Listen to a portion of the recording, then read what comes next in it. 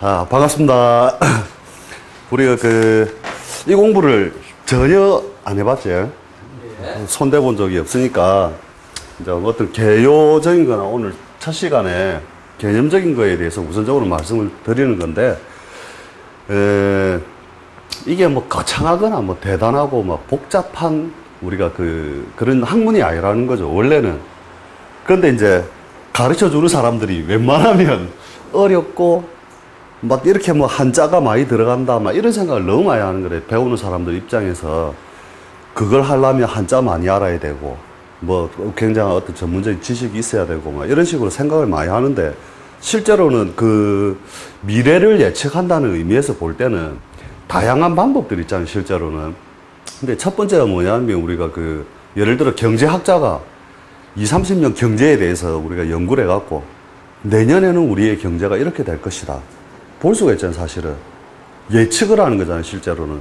그런데 명리 쪽은 학문적 어떤 토대나 어떤 베이스가 이제 무엇에 기초를 뒀냐면 사전에서 이렇게 찾아보면 뭐라고 나오느냐면 이렇게 나온단 말이에요. 자연의 규칙적인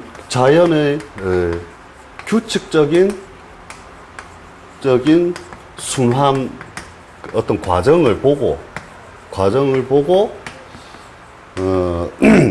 거기에 인간사를 일종의 대입하여 미래를 예측하는 학문, 이런 식으로 사전에는 그렇게 나와 있단 말이에요.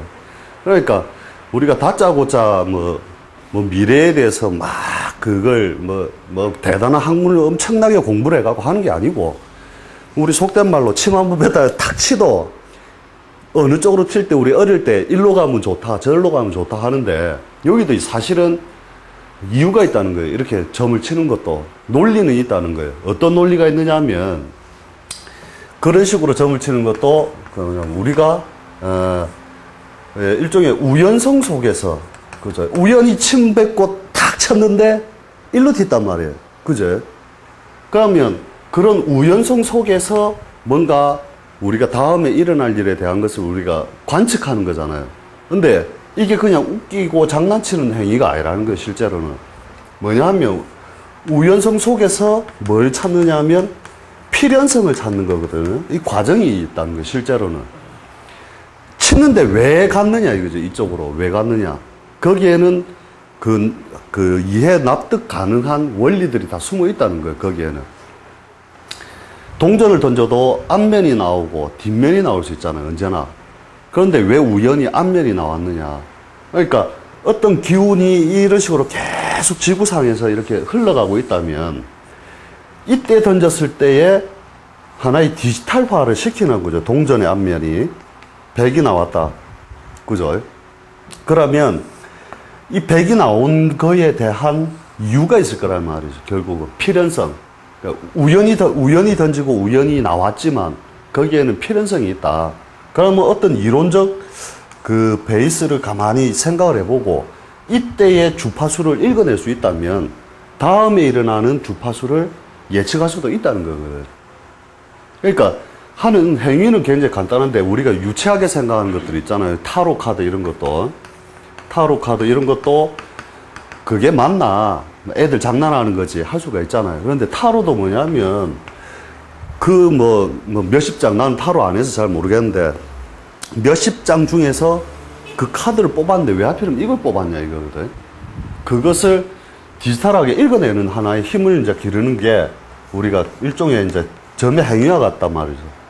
그러면 과거 사회에서 옛날 이런 게 없을 때, 글이 없을 때, 문자가 없던 시절에 그 사람들이 뭔가를 보고 그걸 했을 거란 말이에요, 그죠? 이렇게 쭉, 이게 별이 돌아가는 거, 그 다음에 지내보니까 봄, 여름, 가을, 겨울이 지나가는 거, 규칙성이라는 걸 찾아냈던 규칙, 그죠? 규칙이라는 것이 분명히 뭔가 우리가 이걸 공부를 안 했어도 그건 다 알고 있잖아요. 내년 여름에 반드시 모기가 나올 것이다. 그걸 어떻게 알았냐 이거지. 맞잖아요, 그죠? 근데 다 알잖아. 내년 여름 되면 모기가 나온다는 것을. 그래서 뭐냐면 굉장히 이 역학이라고 하는 것 자체는 타당해야만 되거든. 그 내용이. 타당성 속에서 그 내용이 읽어지기 때문에 이런 보편 타당한 논리 속에서 미래를 예측하기 위한 학문이 발달하다 보니까 복잡한 이론도 들어오고 막 여러 가지 이론들이 막 복합이 돼서 나온단 말이에요. 그죠? 그런데 이 논리를 자기가 알게 되면 다음 해에는 겨울에는 반드시 니 두꺼운 옷 입고 다닌대. 말할 수가 있는 거라. 내년 겨울에 니 분명히 두꺼운 옷 입고 다닌다.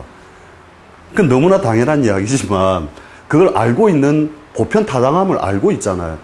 우리는 그것을 더 하다 보니까 정밀한 분야까지 다룰 수가 있는 차이뿐이지 무슨 신기가 있어서 보거나 뭐 이런 것은 아니라는 거예요, 원래. 그래서 이 공부를 하면 뭐가 재밌게 되느냐 하면 재밌는 게 뭐냐면은 이런 거들 다른 어떤 서양 학문이건 어떤 학문들을 다 갖다 놔도 아가 딱 태어났을 때 저놈은 앞으로 30년 뒤에 대기업의 사장이 될 것이고 몇 년 뒤에 퇴직을 하게 될 것이다. 이렇게까지 예측할 수 있는 학문이 없다는 거예요. 서양이 아무리 컨설팅이 뛰어나고 경제학이 뛰어나도 맞잖아요. 그것까지 다 예측하면서 몇 살쯤 되면 명을 다 하겠다까지가 다 나오잖아요. 그럼 옛날 사람들이 쓸데없이 앉아가지고 만들어낸 게 아니란 말이에요. 뭔가 주기나 변화의 요소를 보고서 한 건데, 거기에는 굉장한 복잡성이 있다는 거예요. 실제로는 이제 이 원리에, 기본 원리에 이제 들어가려면 굉장히 복잡하다는 거죠. 그래, 첫 번째로 이 공부를 이제 시작하게 되면서 겁먹지 말 게 뭐냐. 사람들 제일 많이 물어보는 게, 첫 번째 물어보는 게 뭐냐면, 한자 많이 알아야 되죠. 그러거든요, 한자. 제가 이 공부를 해보고, 이제 그 질문을 하도 많이 받으니까, 대충 살려봐서 이 몇 자쯤 해야 이 공부를 할 수 있을까. 해보니까 200자가 딱 안 되더라고요. 200자 중에 거의 100자 정도는 원래 우리가 알고 있어요. 신문에서 뭐 몇 자 이렇게 읽을 정도면 100자는 공짜로 먹고 들어가고 100자는 애워야 된다. 외워야 된다. 그러니까 100자도 안 외우겠다. 이러면 의욕이 없는 걸로 하고 그냥 다음부터 안 들어오면 된다 이거죠. 당연히. 근데 이 정도는 지나가다 보면 반복에 의해서라도 저절로 외워지거든. 자꾸 그 글자가 똑같이 나오기 때문에. 우리가 쓰는 도구라는 것은 뭐 엄청나게 많은 것이 아니라 아주 한정된 것이 계속 반복적으로 쓰면서 나오는 것이니까 여기에 대해서는 절대 걱정할 필요는 없다. 두 번째는 뭐냐면 참 많은 질문이 이것이 통계학이죠. 이렇게 한다고. 통계학이라고 말을 할 수 없는 게 이 공부는 이제 통계학도 포함은 돼요. 실제로는. 그러면 통계학이 아니다라고도 통할 수 있는데 아까 말했던 것처럼 그런 보편 타당한 어떤 그 자연의 논리 속에서, 자연의 운동성 속에서 어떤 기운을 우리가 표현하잖아요. 그죠? 디지털화 시켜서. 뭐냐면 기운이라는 것은 연속적이고 계속 이렇게 움직이고 있는 것인데, 그죠? 요것을 뽑아서 옛날 사람들이 적어 놓은 게 뭐예요? 최소한 이 말은 알 거 아니에요. 갑, 한자, 그죠? 자, 축, 이런 말들은 한자 배우기 전에 벌써 알잖아요. 이거 포함해갖고 200자입니다. 이런 거 포함해가지고 200자인데, 이 보편 타당한 이걸 디지털화 해놓은 요 기운을 이 글자가 나온 이후부터 시대적으로 뭐냐면, 과거 사회에는 이 자를 쓰는 사람은 이렇게 살았고, 그죠? 현대 사회에서는, 이렇게 살고 있다라는 그 과정은 통계를 통하여, 옛날에는 저쪽에 서당 훈장하던 팔자가 현대 사회에 들어오니까 주로 교육 분야로 많이 가더라. 이런 식으로 이제 일종 통계성은 같이 들어가긴 들어가거든요. 그렇지만 근본적인 건 뭐냐면 통계를 보고 한 거고 자연의 운동성을 이해함으로써 이제 역학자들은 이것을 현대 사회에서 어떻게 써먹고 있느냐 계속 관찰해요, 실제로는. 그러니까, 이런 것도 참 많죠. 이제 실제로 이제 과거 사회에서 그 산업공상으로 나누던 신분적으로 이렇게 그 나누던 시절에는 오직 출세의 길이 벼슬밖에 없었다는 거죠. 벼슬. 그죠? 그런데, 그러니까 뭐냐, 그 사람들이 죽은 뒤에, 그죠? 문패에다가 벼슬을 못하면 학생부군신이 이래가지고 적으면서 이렇게, 그죠? 이렇게 하잖아요. 그죠? 학생부군신이 해가지고 하는데, 요 벼슬만이 어떻게 보면 부와 귀, 그 다음에 재를 갖다가 취할 수 있는 중요한 어떤 그 핵심으로 삼았기 때문에, 이 팔자가 이렇게, 그 당시엔 그렇게 살았다 하더라도, 현대사회에서는 뭐냐, 벼슬이 팔자에 없어도, 그죠? 부하고 귀해지는 거는 현대사회에서는 다르게 쓰더라는 거죠. 이런 걸 우리가 관찰하고, 통계적으로 이렇게 움직이는구나 하고 통계학을 넣는 것 뿐이지 원래 근본적으로는 통계학이 아니다는 거죠. 중간에 원래 좀 그 궁금한 게 있으면 그 질문해도 됩니다. 그럼 어렵냐? 실제로 억수로 어렵죠. 이 말도 참 많이 듣고 어렵냐? 배우는 것에 따라 방법에 따라 쉽기도 하고 어렵기도 하고 그래요. 한 10년, 20년씩 해도 이걸 어떻게 써먹는지 이론만 막 배우고 어떻게 써먹는지 모르는 사람이 태바이고 또 어떻게 보면 근본적인 원리만 살짝 건드려주면 그 단순한 논리 하나 가지고도 굉장히 잘 쓴단 말이죠. 이게 실제로. 그래서 과거 사회에서 이제 뭐냐면 우리가 역사적으로 이렇게 할 때 제일 먼저 들어온 그 점을 치는 방법이 뭐가 있었느냐 하면, 이제, 그런 거 들어봤을 거예요. 귀복점이라고 해가지고, 거북이 등껍질이 이렇게 있으면, 이렇게 거북이를 잡아다가 불로 굽는단 말이에요. 여기 이제 등껍질을. 그게 이제 옛날에 이제 몇 가지 그걸로 이제 그 목적으로 했는데, 첫째 이제 전쟁을 칠 때 기륭을 이제 하는 거, 그 다음에 농사, 수렵, 그 다음에 몇 가지가 더 있는데 지금 생각은 안 나고, 그 다음에 요걸 이제 이렇게 해가지고 거북이를 이제 그 등껍질 불로 떼면 요거를 해석하는 기구가 있었어요. 과거에 그 기구를 정인기구라고 했는데, 정인기구에 이제 막 여러 사람들이 모여가지고, 이제 이 등껍질이 갈라지는 형태를 보고 기흉을 판단했단 말이에요. 그래서 이렇게 쪼개지니까, 이건 뭔가 불길하다, 흉하다. 그죠? 이런 것들을 막 하면서 이 정인기구에서 그것을 판독해가지고 이제 넘겨주면 전쟁하러 가자. 됐다. 이길만 하다. 이라고 가고, 이런 식으로 점을 쳤단 말이에요. 그래서 그 당시에 등껍질이 갈라질 때 이렇게 갈라진단 말이에요. 이런 식으로 갈라지니까 요것이 이제 발달이 이렇게 되는 거죠. 이게 전복자라. 그래서 그 점을 치가지고 씨 부리는 사람이 입구자가 붙으면 여기 점자가 된다는 거예요. 점자. 그죠? 점에 이제 그 내용이 그렇게 되는 거죠. 그래서 원래 중국어로 이게 발음이 부 이렇게 나오거든요. 부. 등껍질이 깨질 때 부 하면서 쭉 갈라진단 말이에요. 부. 그게 한국에 들어오면 이제 그죠? 이렇게 박이 아니고 전복이 되죠. 복 이렇게 발음의 이제 형성이 그렇게 이루어지는 거죠. 그렇게 해가지고 나는 이렇게 생각할 때 이제 이런 생각, 박씨들이 보면 참 역학하는 사람이 많거든요. 그게 보면 전복자를 붙여갖고 나무목시성에 전복자가 붙었잖아요. 그러니까 분명히 박혁것에는 그 당시에 어떤 점을 치는 사람들이 그 당시에 하늘과 통했기 때문에, 그죠? 하늘과 통했기 때문에 이 사람들은 쉽게 말하면 문자를 소유한 거잖아요. 그죠? 문자의 소유. 그죠? 문자를 소유한 사람들이 옛날엔 잘 살았단 말이에요. 이것이 부귀를 결정짓는 하나의 권력과 힘이 됐기 때문에 내가 볼 때는 박혁것에는 분명히 그 당시에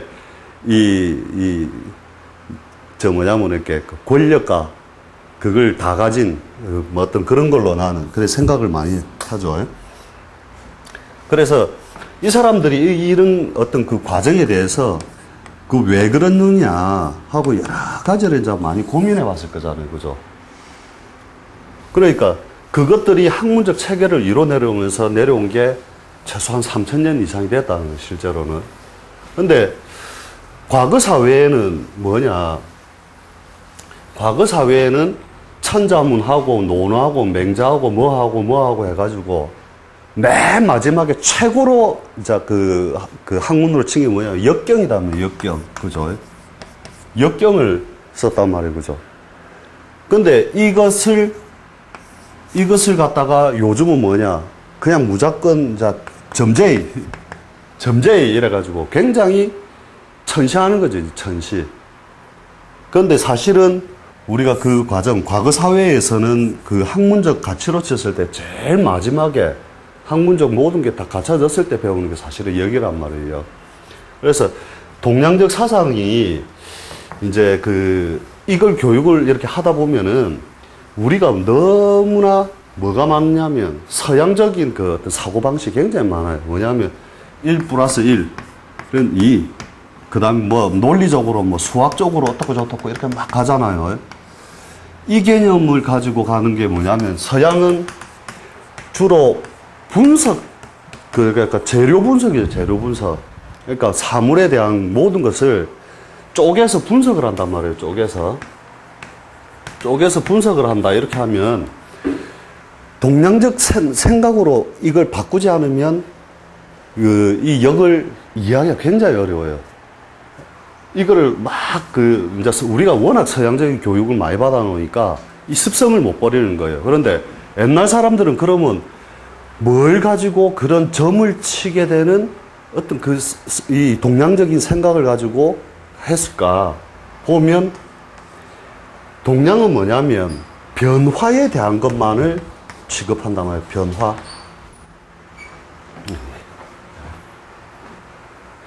그러면 자, 제일 중요한 게 이제 요 부분입니다. 실제로는 나도 참 의아했던 게 역학을 10년 하고 한 사람들이 막 헷갈리는 거예요.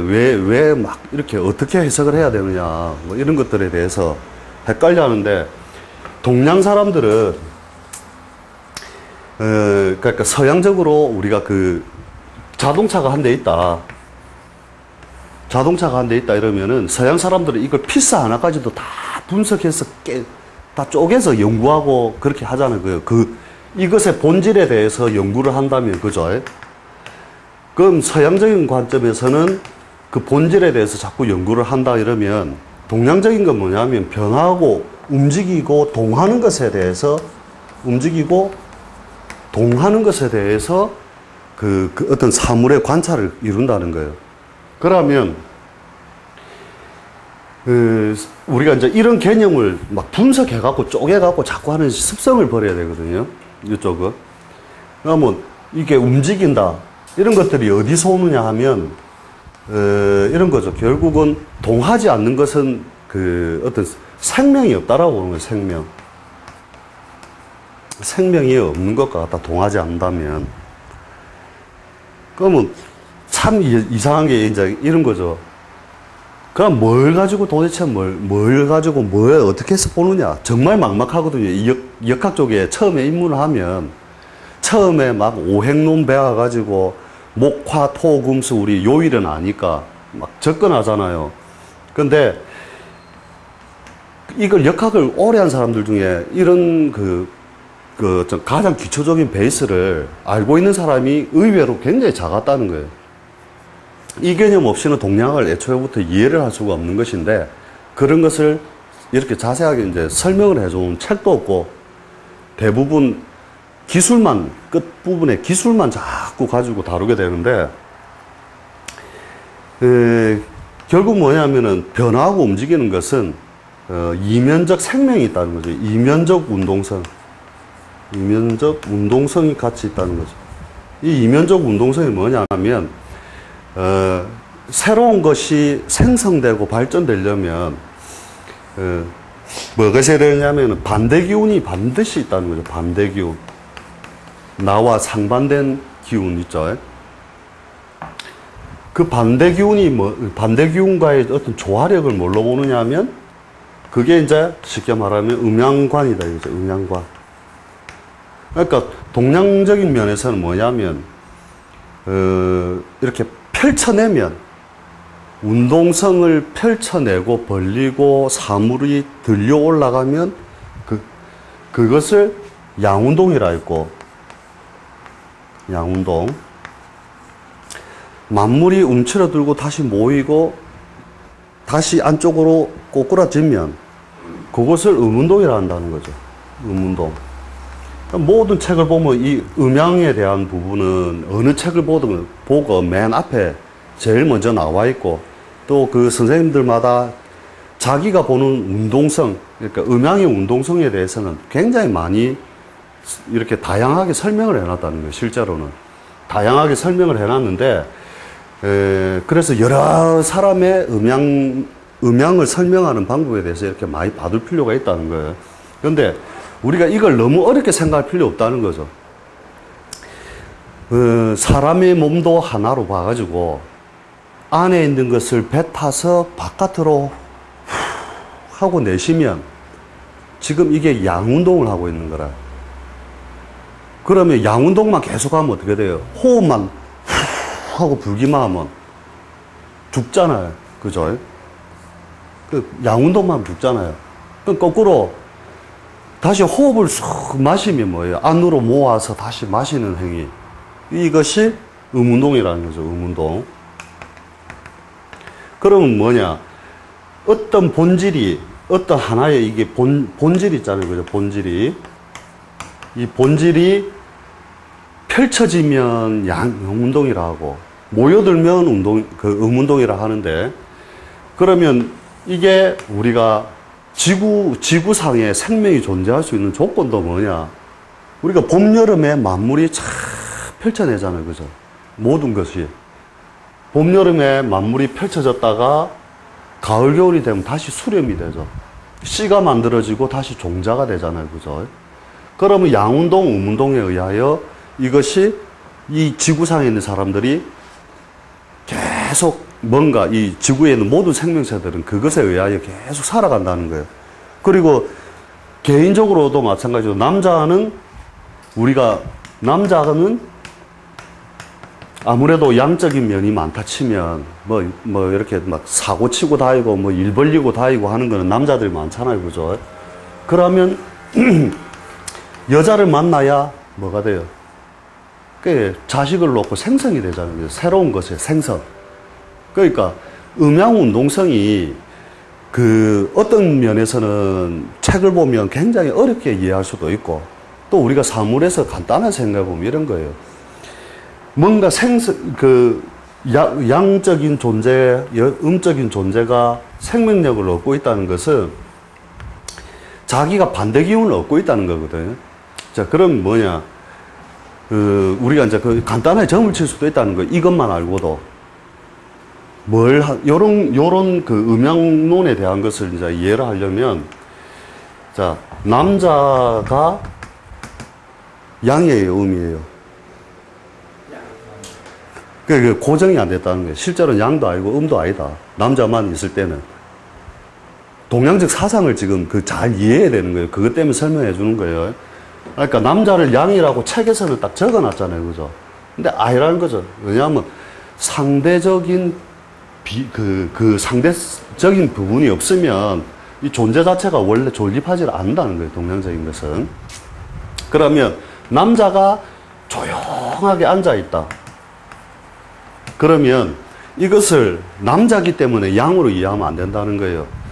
이 사람은 남자인데 음적인 성질을 많이 가지고 있다. 이렇게 보는 거예요.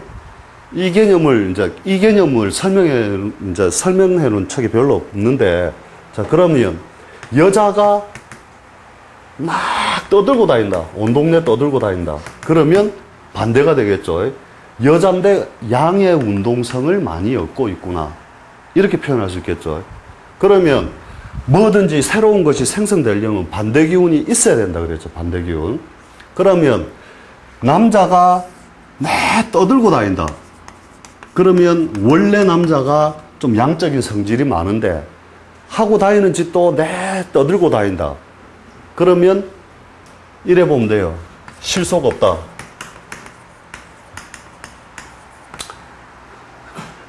이 말이야, 니. 왜? 음의 성질을 얻어야 안으로 싹 가다 넣어서 싹 숨기는데. 그죠? 그게 그 하나의 운동성으로서 그렇게 움직인단 말이에요. 그런데 내가 역학은 아직 배우지 않았는데 저놈 하는 거 보이. 양의 성질을 가진 놈이 온 동네 떠들고 돌아다닌다. 저놈은 안으로 실속을 채우기가 어렵겠구나. 알 수 있다는 거예요. 왜? 음운동을 많이 얻지 못했다. 이 얘기가 되는 거거든.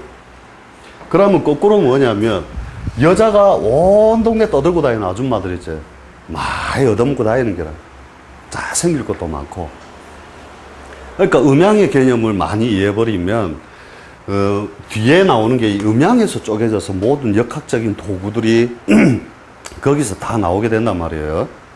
그러니까 뭐 이런 것도 있어요. 간단하게 그 음양론이라는 것을 꼭 거기서만 써먹을 수 있느냐 하면 모양을 갖출 때도 역시 그런 형태를 지닌다는 거죠. 이건 어떤 운동성만 지금 설명해낸 거고, 자, 사람이 났는데 얼굴이 이렇게 튀어나왔다. 전체적으로 요렇게 나왔다. 양의 성질을 많이 얻었기 때문에 튀어나왔겠죠. 그죠? 자, 두 번째, 얼굴이 전체적으로 이렇게 해가지고 얼굴이 이렇게 들어갔다. 그러면 음의 성질을 많이 얻었겠죠. 그죠? 그러면 이 사람은 뭔가 양에 해당된, 음에 해당되는 어떤 그 계절이 오거나 날이 오거나 그게 올 때 뭔가 일이 수월하게 풀리겠죠. 이 사람은 그죠? 오히려 양에 해당되는 어떤 우리가 그 구분해 놓은 그 운동성에 들어갈 때 뭔가 일이 순조롭게 되고 진행이 자기가 뜻하는 대로 잘 되겠죠. 그러니까 결국 음양론이라는 것은 이렇게 상에도 붙여서 딱 보고 저놈 저게 얼굴이 튀어나왔으니 반드시 이렇게 예를 들어 이성과 감성이 같이 있다 치면, 감성은 음적이다 치면 이성이 양적이다 치면, 그죠? 튀어나온 놈 양적 성질이 많으니까 아무래도 이성적이겠죠. 그러면 내가 물건을 팔러 갔다 이거라, 그 사람한테. 근데 딱 상을 보니까 얼굴이 튀어나왔어. 그러면 거기에다 대고 왜 이성적이기 때문에 왜 이 물건을 사야 되느냐, 뭐 이런 것에 대해서 쭉 설명을 해주면, 그리고 다음에 부탁드립니다 하면 딱 하면은 된다는 거죠. 그러면 음이라고 하는 것은 뭐냐? 그러니까 오히려 이제 이렇게 음적인 모양의 사람을 딱 그 물건 팔러 갔는데 오히려 음적이다 하면, 물건은 상관없이 선생님 뭐가 좋으십니다. 인물이 좋으시고 참 아름다우십니다. 감성을 싹 건드려준 뒤에 이 물건이 있다 이렇게 하면은, 그죠? 감성에 의하여 움직여진다는 거죠. 그럼 더 쉽게 팔린다는 거예요. 물건을 다룰 때. 그죠? 그런 것처럼 오만 데다 다 쓴다는 거죠. 상법이라는 것도, 우리가 관상법이라는 것도 똑같아요. 이렇게 보면 이런 원리에 의해서 나오거든요. 눈썹 있고, 눈 있고, 코 있고, 입이 있다. 그죠? 자, 이렇게 됐을 때 음양적으로 우리가 나눠본다 이거죠. 그러니까 음양은 어디에 기준을 두느냐에 따라서 상대적인 개념이 반드시 발생하기 때문에 그 기준은 자기 마음대로 정할 수 있는 거예요. 음양이 고정되어 있는 게 아니라는 거죠. 여기서 쫙 잘라서 보니까 여기는 지, 그죠? 그러니까 여기는 아래니까 여기는 위니까 양. 자, 그러니까 이것을 사물에서 어떤 우리가 그 운동성으로 따진다면 이것은 이상이고 요거는 현실이 된다. 자, 이렇게 우리가 구분해 볼 수 있겠죠. 기초체험만 봤어도. 그러면 입술에 점이 생겼다. 질적인 문제에 문제가 생겼나? 아니면 이상적인 문제가 생겼나? 현실적인 문제가 생겼다. 이거죠. 그런 것을 읽어낼 수 있다는 거예요. 이런 음양론만 잘 파악을 해도. 그러니까 자기가 기준을 잘 세우는 사람들은 어느 관상가는 이런 거예요. 자, 눈과 입은 움직이니까, 동하고 움직이니까 양이요. 코와 귀는 안 움직이니까 음이라. 그러면 요 관점으로 요렇게 딱 봤을 때, 그죠? 눈이 실룩거리면 저놈이 뭔가, 예? 이상적인 지가 꿈꾸고 있는 거에 대해서 뭔가 지금 그걸 못 이루고 있구나. 이걸 외면적으로 우리가 상법에만 우리가 응용을 해서 써도 알 수가 있다는 거잖아요. 그죠? 그러니까 음양을 쓰는 방법 정말 많아요. 이것이 이제 그런 식으로 이제 많은 도구로서 쓰는 거죠. 자, 눈썹이 양이다. 내 기준 따라서요. 자, 요게 눈이 음이다. 그러니까 음양이 가까이 있으면 현실적이 되고, 눈썹이 멀리 떨어져 있다. 그러면 이상과 현실의 차이가 많이 나잖아요. 그죠? 그러면 눈썹과 눈의 차이 때문에, 아, 저는 건 음양이 많이 벌어져서 이상이 높은 모양이니까 꿈이 크겠구나. 뭐든지 음양으로서 다 해볼 수 있다는 거예요. 그러면 남자가 홀로 오래 산다면, 그죠? 남자가 홀로 오래 산다면 양운동만 지속되고 음운동에 덕을 못 입고 있잖아요. 그러면 수시로 많이 벌었다가도 수시로 몰락하는 세월이 수시로 따를 것이다. 이런 말은 들어봤을 거 아니에요. 음양화평지상. 화평하다 이 말이 뭐예요? 음양을 다 얻었기 때문에 중화되었다, 화평하다 이 말이에요. 평하다. 동양에서는 이것을 저운 걸로 치죠. 저울 대로 친다면 이렇게 요쪽이 양, 요쪽이 음이라면, 요쪽이 양, 요쪽이 음이라면은 음양이 나란히 있을 때 인생이 굴곡이 없이 이렇게 가더라는 거죠. 근데 한쪽으로 치우치면 뭔가 그 기운이 삶의 모양이 왔다 갔다 한다는 거죠. 그러니까 이 음양론이라는 개념 자체를 처음에 뭐 이렇게 고정된 걸로 하면 안 된다는 거야. 하늘은 뭐, 하늘, 뭐, 날아다니는 거, 뭐 강력한 것. 강력한 게 아니에요, 실제로는. 강력하다기보다는 결국 싸워서 누가 이기느냐. 우리 둘 다 공통점이지만 집사람들이 이기잖아.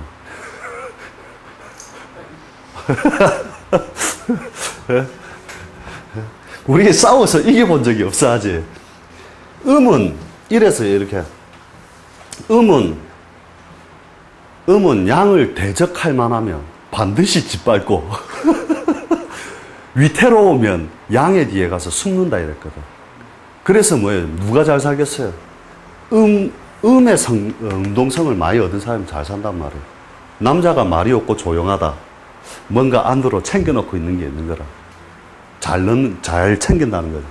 떠들고 다니지 말고 앞으로. 그 다음에 자, 마찬가지죠. 양운동성이 강화되면 일을 펼치고 사회적으로 팍팍팍팍 벌리는 일은 또 잘할 거 아니에요. 그죠? 그러니까 이 음양이 잘 조화된 모양이 어떤 것이냐, 이런 것을 자꾸 관찰하는 힘이 된다는 거예요. 그러면 실제로는 이 음양이라는 개념이 우리가 한자로는 이렇게 쓰잖아요. 그죠? 그죠? 이렇게 쓰고, 양을 이렇게 쓴단 말이에요. 이게 들어가나? 하도 안 쓰니까. 근데 원래 그 중국 간자체를 보면 뭐라 되어 있느냐면, 이래 되어 있단 말이에요. 그 다음에, 이렇게 하면 양이 된단 말이에요, 원래. 중국 간자체는 그렇게 써요. 이렇게 이제 옛날 고문처럼 해서, 이제 역학 쪽에서 귀찮으면, 이제 이렇게 이제 요렇게 쓰기 귀찮으니까 이렇게 쓰는 사람들이 뭐 조금씩 있거든요. 나도 이제 요것보다야 편하니까 이렇게 잘 쓰는데 1월을 넣어놨다는 거죠. 1월. 1월을 넣어놨는데 원래 동양에서는 뭘 중심으로 보냐면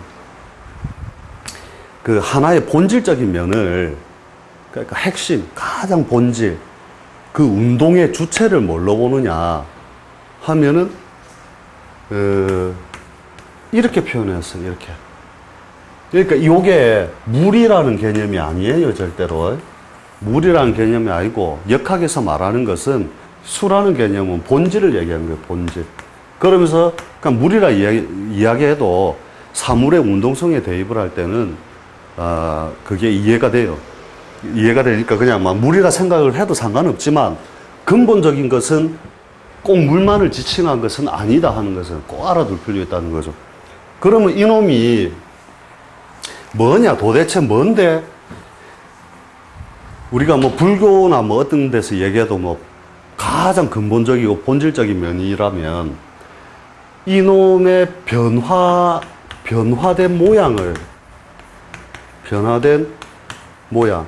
이렇게, 실제로 사물에서 볼 때는 뭐예요? 물이라고 하는, 실제 물이라 지금 생각을 하고, 할 때 수는 응고성이 있죠, 응고성. 얼잖아요, 그죠? 그 다음에 뭐예요? 얼었던 놈이 다시 녹으면 어떻게 돼요? 어디에 갖다 놔도 적응성을 다 가지죠, 적응성. 모양 그대로를 다 맞추잖아요, 그죠? 세 번째는 뭐냐면, 발산에서 가장 넓게 그 운동성을 펼칠 수도 있다는 거예요. 그죠? 변화를 얼마든지 할 수 있다. 그래서 이제 그 모양을 그냥 수가 가장 대표적인 그 운동성을 상징할 수도 있다는 거예요. 그래서 이렇게 이놈이 지 혼자서 그러면 막 변화하느냐? 아니잖아요. 땡땡 얼어있는 얼음이 지 혼자 변화하는 게 아니라 이놈이 운동을 가지려면 어떻게 돼요? 무슨 기운이 하나 있어야 지가 운동을 펼치잖아요. 그죠? 그게 뭐예요? 사물로 치면 불이다 봐도 되고, 그죠? 불이라 봐도 되고, 우리가 따뜻하게 떼주면 어떻게 돼요? 이놈이 녹으면서, 그죠? 다시 뜨거워지면 수증기가 됐다가, 수증기가 응결이 되면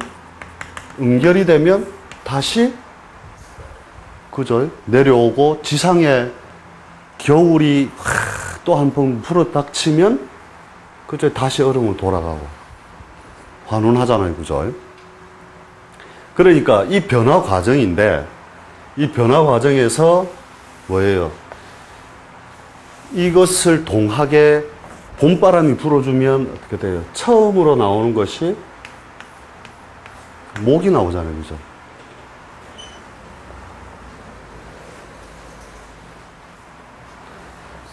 목이 나온다 이 말이 물로 나무를 갖다가 물 준다 이런 개념이 아니고, 얼었던 것이 다시 일단 해체되면서 튀어오르면 요 튀어오르는 과정, 그죠? 뛰어오르는 과정이, 그 과정을 그냥 목이라고 치는 거예요. 그러니까 절대 목은 나무가 아니다예요. 동양학에서는 절대 나무가 아니다. 나무가 다만 그런 운동성을 삐죽삐죽 올라오니까 그런 운동성을 대표한 거잖아요. 그럼 팔자를 뽑았을 때 팔자에 나무가 많다, 목이 많다 이러면 뻣뻣한 놈이겠죠. 한 길로 가려는 속성이 있겠죠. 팍팍 밀고 나가는 힘이 강할 거고, 그죠? 그 다음에 다시 쭉 뻗어 올라와서 여름이 되면 어떻게 돼요? 만상으로 확 펼쳐지잖아요. 우리가 나무가 이렇게, 나무든 뭐든 지엽이 펼쳐지는 모양을 보면 지엽 지자체가 펼쳐진다라고 생각하지 말고 어떤 기운이 와서 지엽을 펼쳐내잖아요. 그죠? 꽃잎이 확 이렇게 얇게 이렇게 펴놨단 말이에요. 그죠? 참. 꽃잎이 누가 이렇게 얇게 이렇게 해갖고 싹 해갖고 펴놨느냐. 그죠? 이것이 이렇게 만들어 놓은 운동을 화라 치겠단 말이에요. 화. 그죠? 그 다음에 화를 지나고 나면 토는 이따가 설명을 하고, 그 다음에 금이 이루어지죠. 그러니까 화는 절대로 불이 아니다. 뭐 탄다, 뭐 이런 설명 그 약간 이제 그 동양적 개념에서 이제 조금 어폐가 있는 거죠. 그러면 화는 뭐냐? 펼쳐내고 만상의 끝까지 극단으로 분열을 일으키는 운동성이다. 그냥.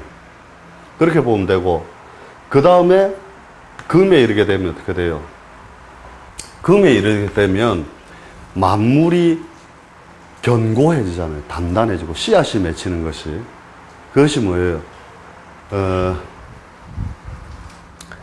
요거를 갖다가 절대 쇠가 아니다. 중요한 개념입니다. 쇠라고 하는 것이 아니라,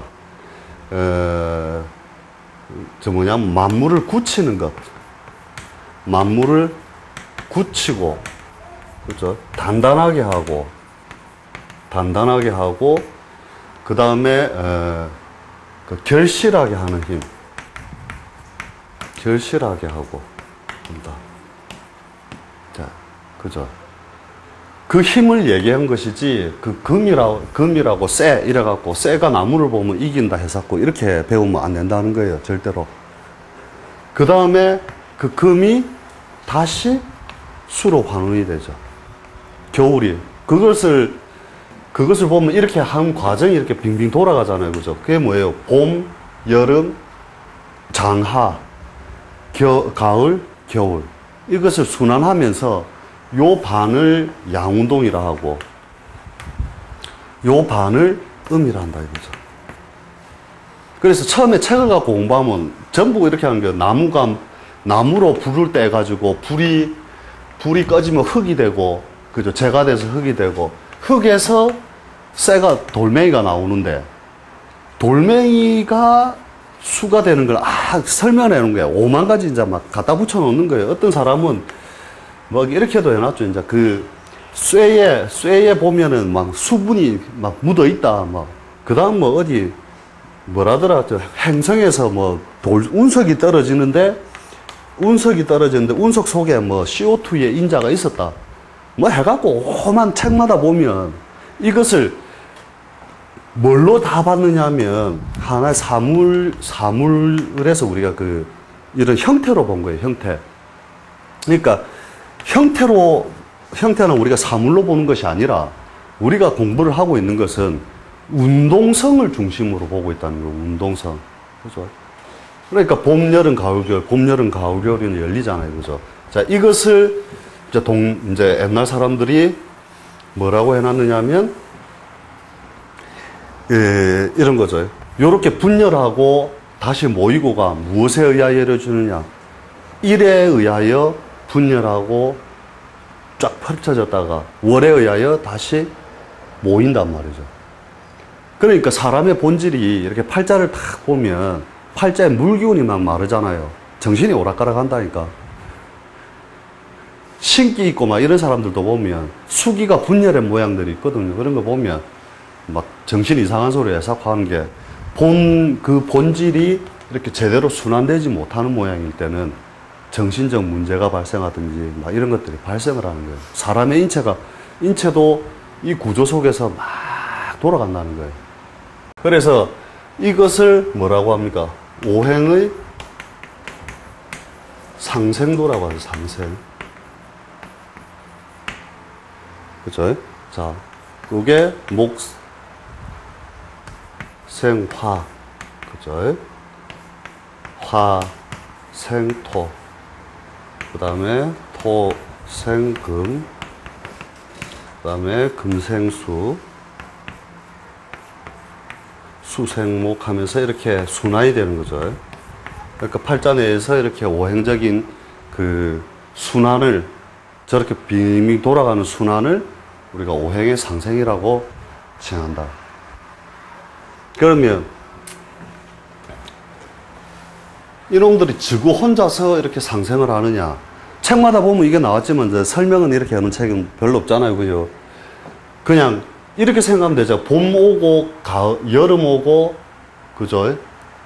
우리가 장하를 지나고 나면 이 장하의 개념이 원래 왜 이렇게 생기느냐 하면 이게 이제 물리적으로 그렇거든요. 지구의 지축이 기울어진 것 때문에 생긴 거거든요. 그거는 이제 이런 거 이제 하다가 뒤에 이제 하면 되고, 어찌됐든 이 장하를 지나서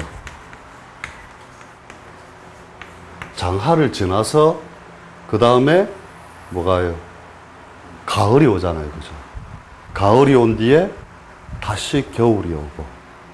이렇게 해서 이 순환도를 얘기한 것이지, 그냥 나무가 불 떼고, 불이 흙 떼고, 흙 속에서 새 나오고, 새가 하여튼 뭐 우째가고 수가 나오고, 물로 다시 나무하고, 이 얘기가 아니다는 거예요. 그러면, 이제 그걸 물질로 생각하면, 물질로서 우리가 이해를 하면 뒤에 팔자풀이가 안 되는 게, 금하고 목하고 같이 있으면, 금하고 목하고 같이 있으면 맨날 한다면 금이 이긴다. 그러니까 토하고 목하고 이렇게 팔자내에 있으면 야 이게 목이 이긴다 생각하는 거예요. 그렇게 생각하는 게 아니고 만물이 그 본질에 이 수기가 하나의 본체를 이루고 있는데 봄바람이 부니 이게 춘풍이단 말이에요. 춘풍. 봄바람이 부니 그죠? 싹을 틔우고 싹을 틔우는 과정을 그죠? 목열하고 가을바람이 부니 이게 추풍이단 말이에요. 추풍. 가을바람이 부니 낙엽이 지고 다 떨어진다 이거죠. 그래서 봄과 가을이 그 운동성을 바꾸면 요놈이 수기가 분열을 해서 이게 팍 분열을 하면 수기가 분열해서 만상에 이렇게 쫙 펼쳐지면 요것을 화라칭한 것이고, 그죠? 다시 금운동이 다시 불어서, 가을바람이 불어서 요놈이 떨어지면 다시 본질로 돌아오게 되면 요걸 수라한 거잖아요.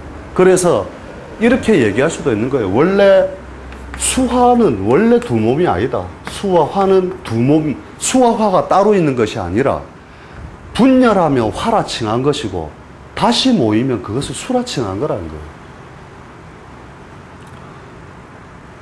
그것이 이게 자리가 바뀌면 요놈이 자리가 바뀌면서 지구가 한번 그 운동성을 뒤바꾸면서 계속 표리를 바꾸면서 가는 거죠. 그게 표리의 관계다 봐도 되는 거고. 그죠? 그러면 원래 근본적인 것이 안과 밖이 있을 거 아니에요. 그죠? 요게 바뀌고 요게 아니다. 그죠? 그러면 봄바람이 불면 확 펼쳐져서 바깥으로 부풀었다가, 그죠? 가을이 되면 안으로 결실해서 다시 들어오잖아요. 그러면 팔자내에 금수가 많다. 그러면 음운동을 많이 얻은 거잖아요. 실속이 있겠다, 없겠다? 실속을 채우는 쪽으로 간단 말이에요. 팔자에 목화가 많으면 외형으로 번듯한 짓만 자꾸 하려단 말이에요. 그러니까 내가 지금 모르겠다 이거죠, 지금. 근데 팔자를 이제 뽑는 데까지 연구를 했다면, 팔자에, 이렇게 봐도 되죠, 그러면. 여기서 내가 팔자를 모르는 상태에서 점을 한번 쳐보자. 그러면, 봄달이나, 그죠? 봄달에 태어난 사람은 뭔가 펼치는 기운이 강하겠죠. 그 다음에 가을에 태어난 사람은 거두는 힘이 강하겠죠. 결실하고 매듭 짓는 힘이 강하겠죠. 자, 그럼 여기는 뭐 사주 뽑는 거 아직도 안 했고 오행도 안 했으니까 자기 걸 생각해 보라는 거죠. 나는 잘 펼친다. 안으로 잘 집어넣는다. 그죠? 그게 이미 그런 기운 속에서 있는데 우리가 그 달만 가지고도 생각을 해보면 된다는 거죠.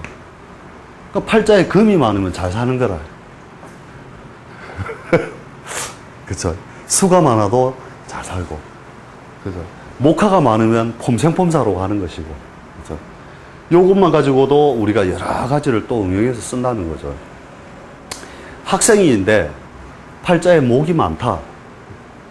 그러면 이놈은 계획은 잘하고 그걸 잘하는데 팔자에 금이 없으면 그러면 매듭을 잘 못 짓겠죠. 그죠? 그 다음에 우리가 불날 태어나면 성격 급하다 하잖아요. 왜? 외형적으로 드러낼 것을 다 드러내버렸으니까 그렇게 하는 거죠. 그죠? 그러니까 그 음양의 중재자가 토라. 그러니까 토날 태어난 사람들은 중재적인, 이쪽도 아니고 이쪽도 아닌 그 중간적인 그 기능이나 성격을 많이 지니고 있다는 거예요. 그죠? 그래서 실제로 이제 그걸 옛날 사람들이 이 순환 과정을 용에다가 비유해가지고 설명을 해놓고 있거든요. 이렇게. 용은 우리가 무형이잖아요. 그죠? 무형에서 용의 변화를 보라니까요. 용의 변화를 보면 어디를 천가요? 그 냇물 속에, 그치? 그 이무기로 살다가, 그게 언제예요? 이무기로 살던 시절이잖아요. 그러다가 용이 봄 되면 승천한다는 얘기 들었습니까? 그 용이 쫙 승천을 하면 이것이 뻗어서 올라간다면 용이 이렇게 올라가거든요. 봤죠? 우리 그런 거 보면. 그게 지상에 있는 수분이 다 들려 올라가는 게 봄때 되면 아지랭이가 올라오잖아요. 그죠? 그것이 쫙 올라갔다가 하늘에서 펼쳐졌을 때가 뭐예요? 용이 펼쳐지는 그 과정이 뭐냐면 하늘에 승천해 있단 말이에요. 여기서 다시 그게 만들어지죠. 구름. 그죠? 그러니까 이게 1.음이라면 1.음을 이제 옛날 사람들이 이렇게 했죠. 디지털 방식이란 말이에요. 우리도. 요거의 양이다. 그러니까 컴퓨터도 1과 0으로서 다 모든 걸 정보를 처리하잖아요. 그죠? 동양도 뭐냐면 요거와 요걸로 구분해 놨단 말이에요. 요게 이제 음을 칭하는 건데 요 놈이 들려 올라가서 하늘에 올라가면 수분들이 쫙 들려 올라갔다가 어떻게 돼요? 다시 뭉치면 뭐가 돼요? 구름이잖아요. 그래서 변화무쌍하고 변화무쌍. 그죠? 그 형태를 그대로 지키고 있지 않고 계속 변화하잖아요. 그래갖고 뭐냐면 그쪽에서 이렇게 하잖아요. 용이 막 하늘에 구름이다. 뭐 이런 얘기도 들어봤을 거 아니에요. 그죠? 그랬다가 그 음이 여러 개가 뭉치면 어떻게 돼요? 음이 뭉치면 무거워지잖아요. 다시 하늘에. 지상에 있던 물들이 하늘로 올라가고 저거들끼리 연결되면 뭉쳐서 어떻게 돼요? 다시 내려오는 운동이 발생하겠죠. 그 발생을 하니까 그 과정을 뭐냐면 이제 어떤 주역의 그런 거 보면 항용유해 이랬단 말이에요. 그죠? 항용유해. 용이 하늘을 날랐다가 다시 이제 그리고 그놈이 다시 떨어져서 이제 낙용이 되는 거죠. 낙용. 이 낙자가 낙자 괜히 한자 썼네. 떨어질 낙자가 갑자기 생각 안 난다.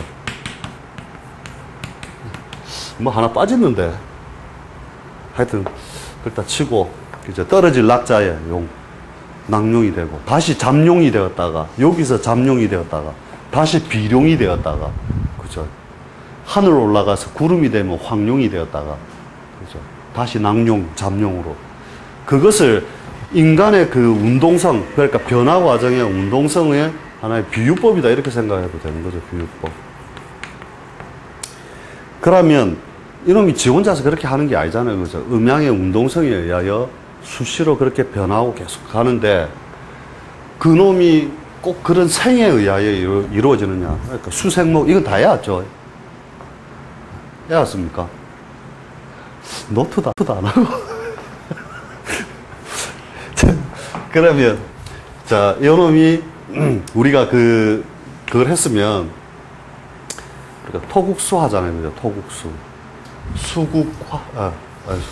수국화, 화극금, 금극목, 목극토. 이렇게 이제 이 표는 이제 어딜 가나 책 맨 앞장에 비비면 나오잖아요. 그래 놓고 목이 토를 극한다. 목극토. 이렇게 해놨잖아요. 그죠?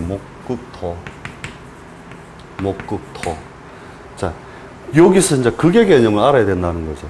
생은 어디서 이루어지느냐. 생에 이루어지는 본질은 극이 와야만 이루어진다는 거예요. 실제로는. 그런데 책을 보면 극은 무조건 살상, 파괴, 뭐 등등등등 부수고 깨수고 뭐 이런 식으로 돼 있단 말이에요. 근데 극은 그게 아니고 컨트롤 한다는 거죠. 컨트롤. 맞나 이거? 스펠링. TR이가. 야, 가방끈 기네. TRL. OL. 이것도 안 쓰니까는. 하여튼, 근데,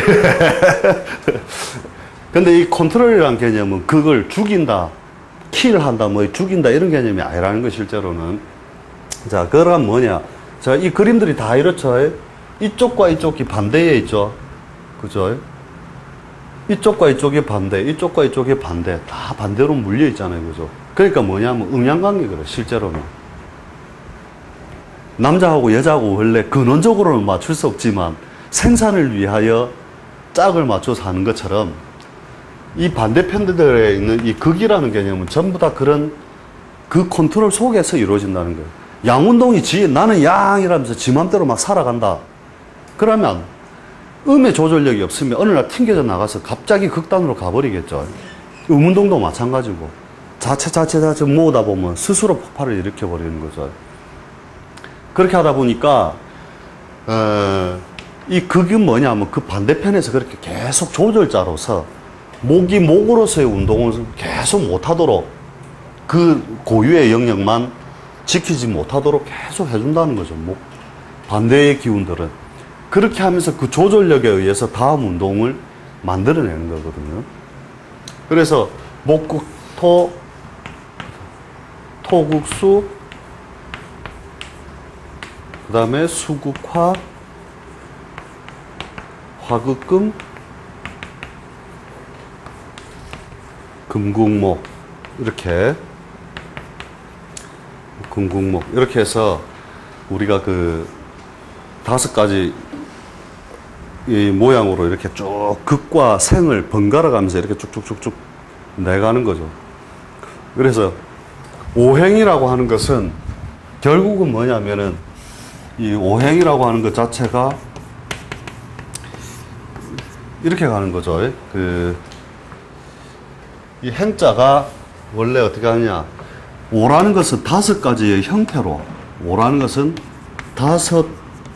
5가지의 모양이죠. 모양이나 형태. 그죠? 형태로,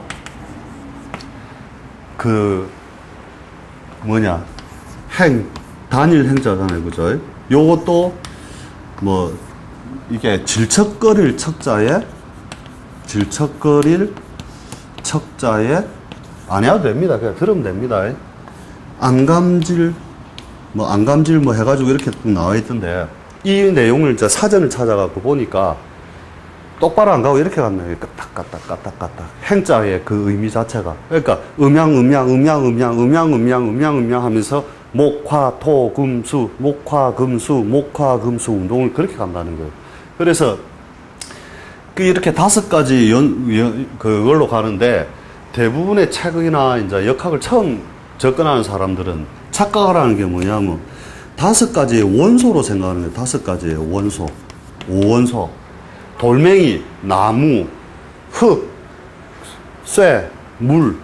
이렇게만 생각한다는 거예요. 이게 이제 이런 운동성을 기준으로 하고 있다는 것을 처음에 그렇게 못 배우고 들어가 버리기 때문에 뒤에 이제 해석을 할 때 이제 막 저런 금생수는 왜 되느냐 이러면 하여튼 여름에 차가운 물을 그 주전자에 넣으면 주전자에 막 물이 맺힌다. 그게 금생수다. 바위 사이에서 물 나오면 그게 금생수다. 이라는데 그게 아니라는 거죠. 굉장히 보편타당함. 그냥 가을 뒤에 겨울 온다. 왜 겨울이 와요? 지구가 그죠? 자기 그 궤도에 맞춰서 가면 그래 되잖아요. 그러니까 이것이 그 역의 발달이 원래는 이제 그러니까 그 관찰을 한 기준점이 중국의 남방 중심이라거든요. 중국의 남방. 그러니까 중국의 남방 지역이기 때문에 실제로 이제 거기에 대해서 이제 수치적으로도 우리가 조금 우리는 조금 위쪽에 있으니까 그죠. 수치적으로 조금 할 필요는 있지만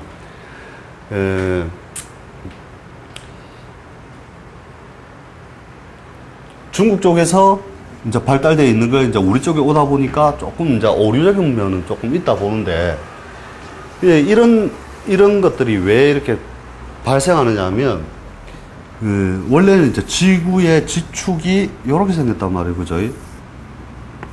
지축이 바로 서 있으면 되는데, 그죠? 이렇게 22.5도죠? 22.7도입니까? 22몇 도 이렇게 되어 있잖아요. 그죠? 요렇게 기울어서 지구가 요렇게 돌고 있잖아요. 그죠? 이렇게 따지고 보면. 그러니까 요 놈이 도니까 태양빛이 여기서 올 때 어떻게 돼요? 지구 지축이 반듯하게 서 있으면 낮과 밤의 길이가 똑같겠죠. 그죠? 근데 지축이 기울면서 있으니까 이놈이 가만 안 있으면서 왔다 갔다 하면서 이렇게 돌잖아요. 그죠? 이렇게 도니까 이쪽 부위에 대하여 열의 양이 많아지는 거죠. 실제로는. 그러니까 열량을 우리가 양이라 치고 열의 양을 그 다음에 우리가 식는 거 그죠? 그러니까 밤이라 치고 이게 낮이라 치고 그러면 음의 양이 적잖아요. 그죠? 음의 양이 적게 된단 말이에요. 이게 64분의 38인가? 이렇게 되고 음의 양이 64분의 26인가 뭐 이렇게 해갖고 비율적으로 안 맞게 돼 있거든요. 그러니까 그것을 조절하기 위한 하나의 과정이 발생을 하거든요. 우리가 이제 그 과정을 옛날 사람들이 뭐라고 했느냐 하면 토라 했다는 거예요. 토. 잘 보시면 지금 그 현상이 일어나고 있습니다. 어떻게 일어나느냐. 그 다음에 옛날 사람들도 그냥 황당한 얘기를 저희가 지내갖고 한 게 아니라는 거죠. 이게 지구 관찰을 통해서 한 건데,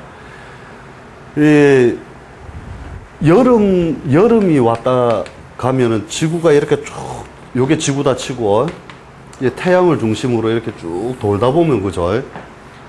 태양을 중심으로 돌다 보면, 어떻게 돼요?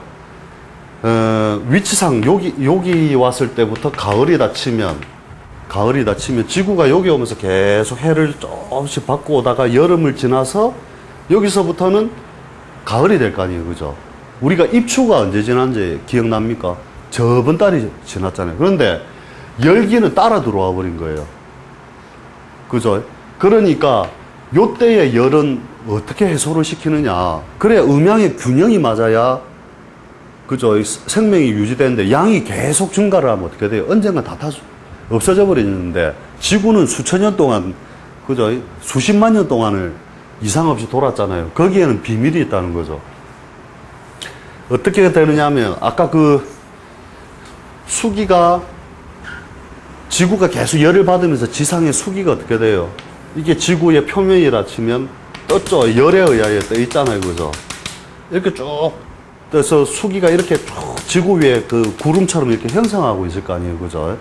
형성을 하면 빛이 이렇게 들어오고 지구는 이미 가을로 넘어간 거예요. 좌표상은. 넘어가면 여기서 복사열의 발생이 이루어지거든요. 복사열. 그러니까 요 놈들이 수분이 모이면 뭐가 돼요? 렌즈 차처럼 작용을 한다는 거죠. 지구의 열량을 확 증가시켜 버리는 거죠. 그러면 요 놈들이 이걸 막고 있다가 갑자기 뭐가 오는지 압니까? 찜통더위 압니까? 여름 끝났는데 이상하게 한번 확 찌잖아요, 막. 그때 습도도 엄청 높아지거든요, 습도. 갑자기 막 우리 왜 지금쯤 해갖고 막 걸어 다니면 막 옷이 쩍쩍 달라붙도록 그게 한번 온단 말이에요. 그 잘 관찰해 보면 3일 정도가 와요. 그걸 우리가 이제 관찰을 하고 있으니까 그런데 그냥 무심하게 지내는 사람도 와 이랬어. 오늘 습도가 높노. 요 놈이 한꺼번에 이것을 다 이끌어 내려버리는 거예요. 내려버리면 그 순간적으로 이제 확 하면서 갑자기 우리 가을에 한 번씩 확 바뀌어버리잖아요. 순간적으로. 고래 하면서 다시 돌아오고 반복하거든요. 그러니까 그 과정을 갖다가 이제 막 여러 가지로 이제 이제 동양적 방식으로는 다르게 이제 설명을 해 놓은 거죠. 그래서 음양적인 어떤 개념이라는 게 뭐 개인 하나한테도 물론 이제 적용이 다 되고, 그죠? 그 다음에 외부적으로도, 이런 운동성 속에서 계속 그게 이루어진다는 거예요. 그러면 내가 보통 사람의 운명이 우리가 주기를 보면 보통 10년 이런 식으로 잘라놨단 말이에요. 그렇게 해서 큰 운의 흐름이 10년씩 자르면 70년쯤 살아가면 어떻게 돼요? 그러니까 7번 정도 바뀌잖아요. 그죠? 그러니까 자기가 운이 어떻게 했느냐. 지금 역학을 안 배워도 지금 알 수 있는 거라. 뭐를 알 수 있느냐? 자, 10년씩이 우리가 보통 주기적으로 바뀌기 때문에, 자, 이 20년이 내 굉장히 괴로웠다. 그럼 어떻게 돼요? 여기서 뭔가 양운동이 일어났다. 이렇게 볼 수 있잖아요. 그죠? 음운동이든 양운동이든 어떤 기운을 받았는데 내가 괴로웠다. 그럼 앞으로 20년 어떻게 돼요? 음운동이 일어나고 있잖아. 20년은 편안할 것이다. 도리어 반대 양상을 비이게 됐잖아요. 그죠? 그죠? 그러니까 팔자를 안 뽑아도, 아, 저놈이 어떤 운이었는지, 양운동인지 음운동인지 모르겠지만, 20년에 목화 운동이 지났다면, 금수 운동이 20년은 일어날 것이다. 그죠? 그 원리에 의해서, 아, 뭔가 음의 덕, 양의 덕을 얻고 있다. 그 양 때문에 괴롭게 살겠다. 하는 걸 다 알 수가 있죠. 그러니까, 요렇게 막, 우리가 팔자내에서도 마찬가지예요. 이렇게 이제 그런 것들을 막 해보다 보면, 이제 써먹는 법이라는 것이 절대 어려운 것이 아니라는 거죠. 다만, 그런 식으로 이제 논리를 이제 설명을 안 해주고, 이제 복잡한 여러 가지 이론들을 하게 되는데, 이제 이거 들으면, 굉장히, 다시는 이걸 안 하고 싶다 생각이 들 정도가 될 수도 있는데, 이제 우리가 배워야 될 것에 대해서 이제 차근차근 하나 해보자 이거죠. 좀 전에 음양론에 대해서 그저 쭉 했잖아요. 그죠? 이거는 수시로 음양론은 계속 들어가는 거고, 원래 이게 대헌법과 같은 것이다. 이래 보면 돼요. 대헌법. 이 역학 쪽에서는. 그럼 음양에서 제일 먼저 배우는 게 뭐냐면, 오행의 상생, 상극. 요걸 배우게 되고, 그죠? 그 다음에, 기운적으로 우리가 천간과 지지가 있잖아요. 그죠? 천간.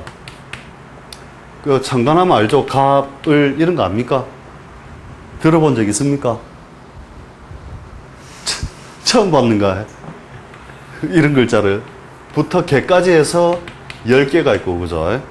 요거 10개를 배워야 되고, 그 다음에, 지지를 통해서 자입니까? 쥐띠해부터 소띠해. 더 쉽게 해야 될 파이는 모르겠다는 표정인데 해서 해까지 12개의 가죠.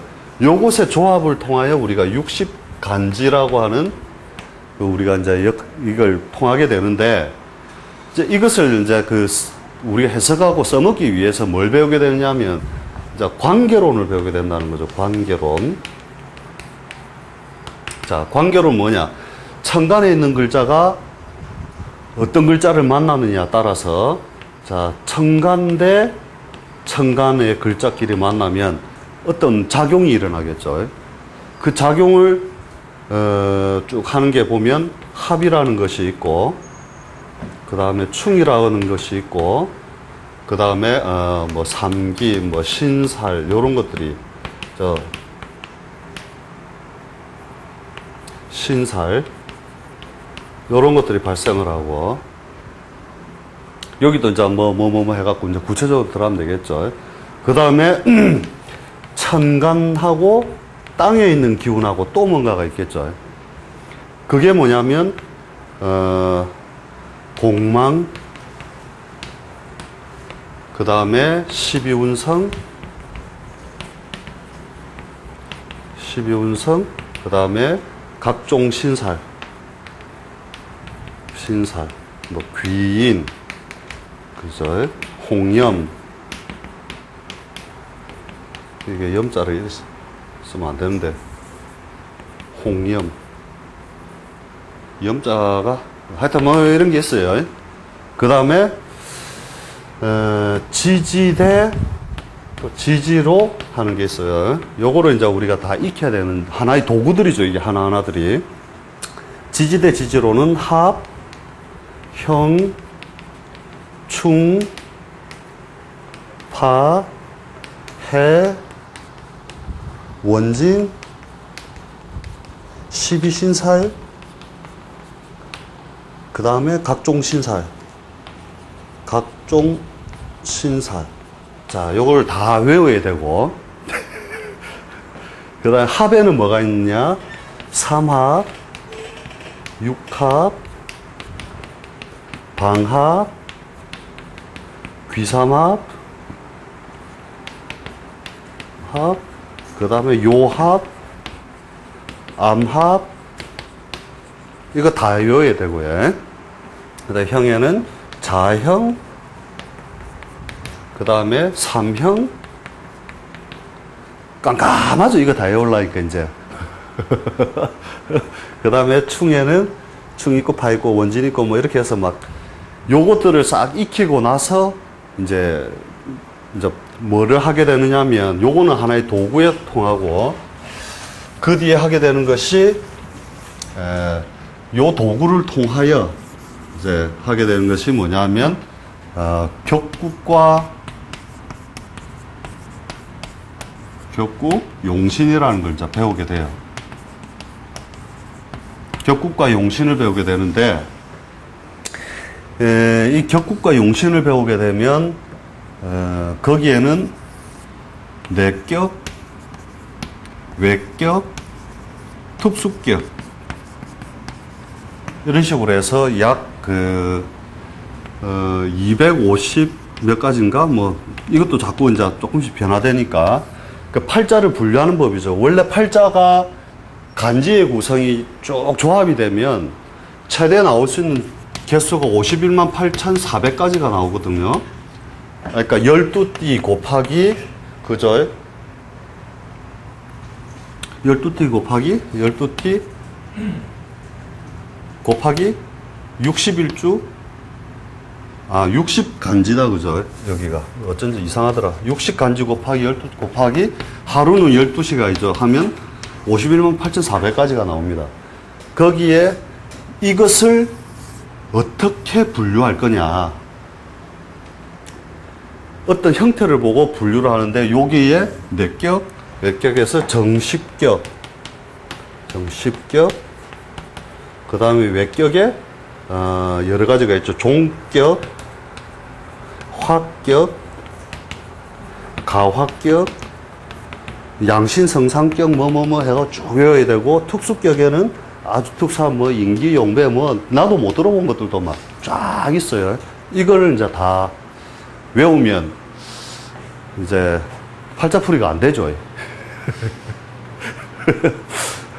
그런데 공부는 또 해야 돼. 문제는 최소한 그건 알고 있어야 이제 나름대로 이렇쿵 저렇쿵 얘기를 할 수가 있는데 우리 쪽에서는 요걸 안 합니다. 일반적으로는 이것을 정통으로 삼고 이렇게 해서 사주 분석을 하지만 우리 쪽에서는 안 해요. 그러니까 공짜 50 먹고 들어가죠. 주로 이 공부하는데 머리가 굉장히 좋다. 저 친구처럼 막 딱 보면 바로 안다. 그러면 3년 정도 걸려요.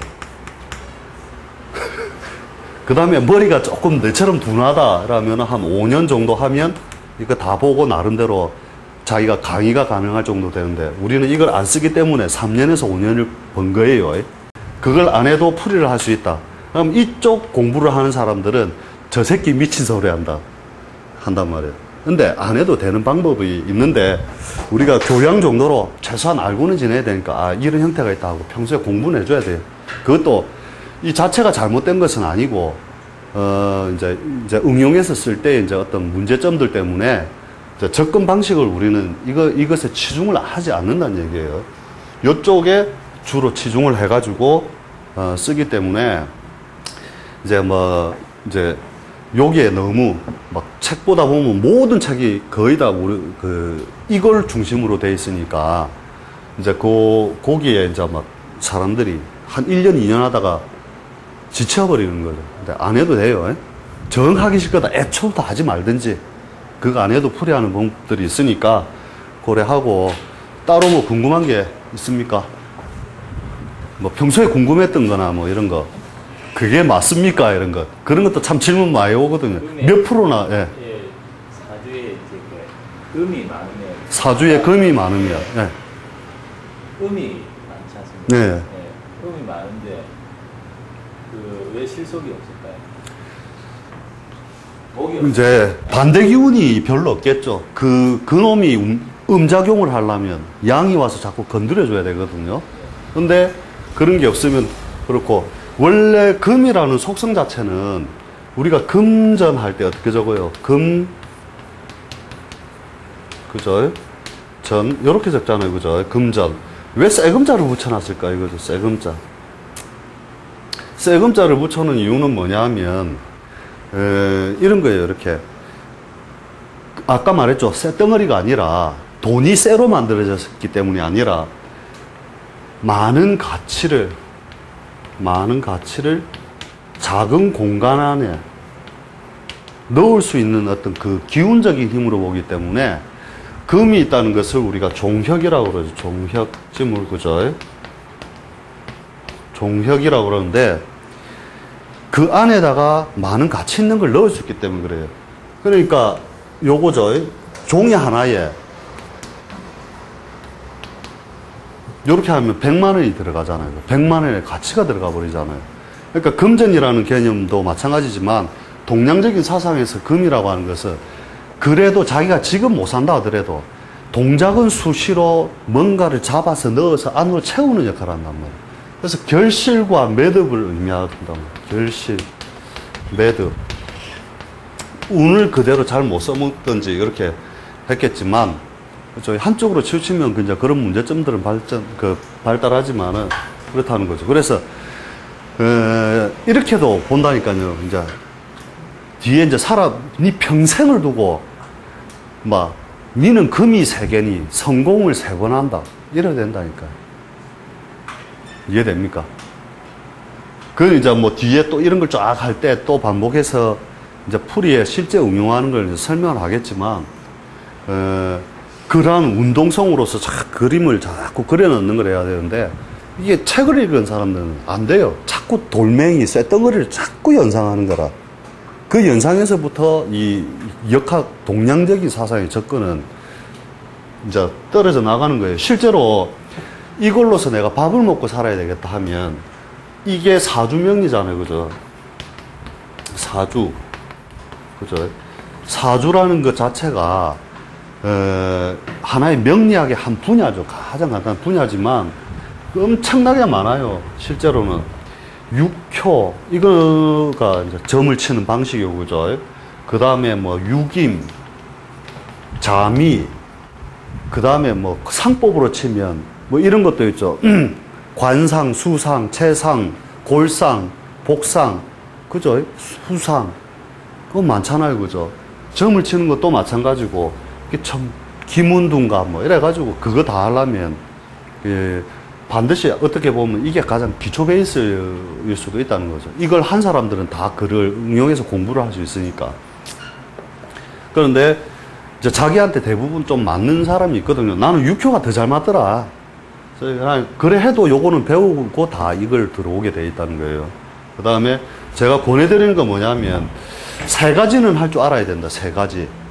사주는 기본으로 하고 상을 볼 줄 알아야 되고, 관상.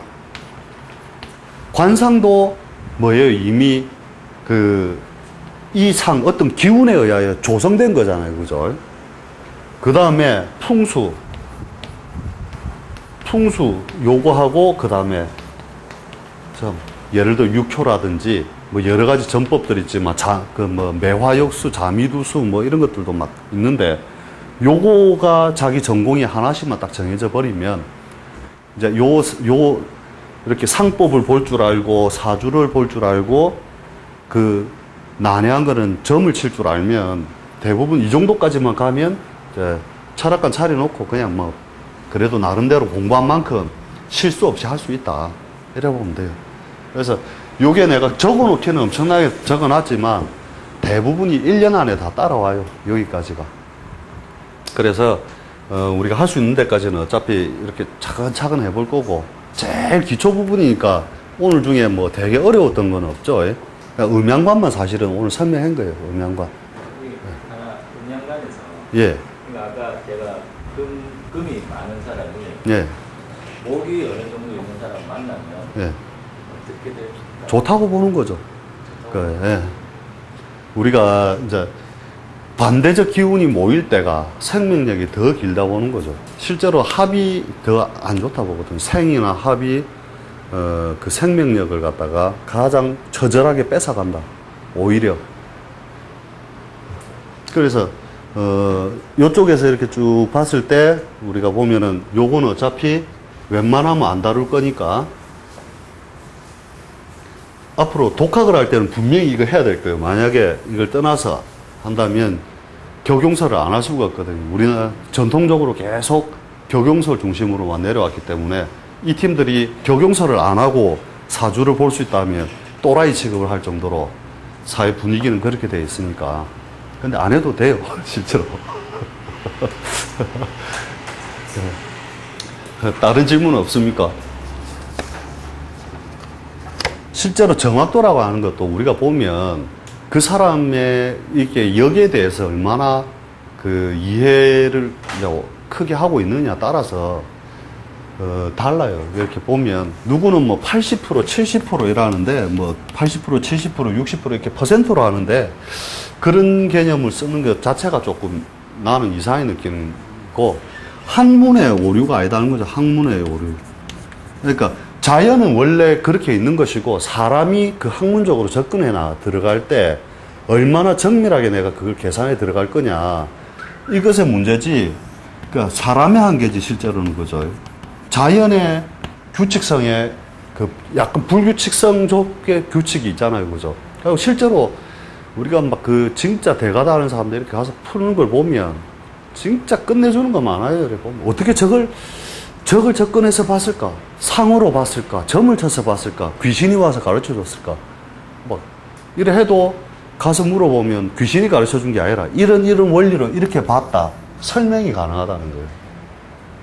그러니까 이제 대부분 이제 이 공부를 시작하면 처음에 2단계까지 다 가려고 이제 욕심을 부리고 하잖아요. 근데 이 단계에 의해서 매일 뭘 생각하냐면 이 기초를 맨날 생각하고 있거든요. 그러니까 갑이 뭘까? 갑을 왜 옛날 사람이 갑이라 적었을까? 현상에서는 갑을 무엇을 보고 갑이라고 할까? 이런 것만 연구하고 있는 거예요. 그래서 기초가 처음 들어올 때 이 기초가 맨 마지막에 대가들이라고 하는 사람들이 그것을 계속 확장해서 생각하고 있다는 거죠, 실제로는. 그래서 하여간에 오늘 뭐 이렇게 뭐 이야기 듣듯이 들었다 생각을 하고 실제 수업이다 단계로 뭐 그렇게 안 하셔도 되고요. 그냥 또 이제 그 음양론에 대해서는 막 이렇게도 음양적으로도 본다. 저렇게도 음양적으로도 본다. 이게 반복되기 때문에, 오늘은 이제 첫 시간에 이제 여기까지만 하고요. 또 드느라 고생 많으십니다. 예.